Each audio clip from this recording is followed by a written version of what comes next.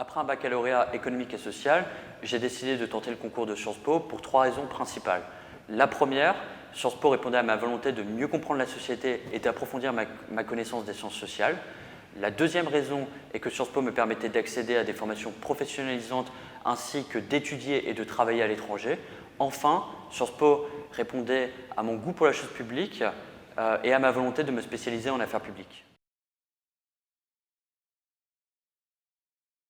J'ai tout d'abord effectué 2 années d'études généralistes sur le campus de Paris, avant d'aller étudier pendant 1 an aux États-Unis dans le Connecticut, puis de me spécialiser en affaires publiques. Au cours de ma scolarité à Sciences Po, j'ai pu effectuer de nombreux stages dans le secteur public, dans le secteur privé.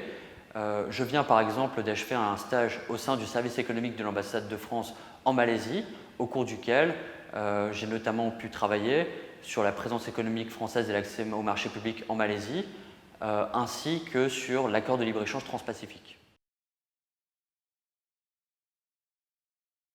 Ce qui m'a particulièrement intéressé dans le parcours K2, c'est que ça permettait de rencontrer des étudiants issus d'horizons très divers, comme par exemple des architectes, des ingénieurs ou encore des journalistes.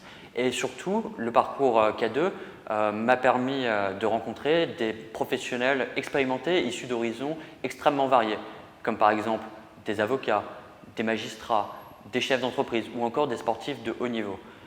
Donc moi, ce qui m'a particulièrement marqué au cours des premières rencontres du Cercle K2, c'est surtout la chance qu'on avait de pouvoir échanger en petit comité avec ces personnalités, ce qui, à mon sens, facilitait grandement les échanges.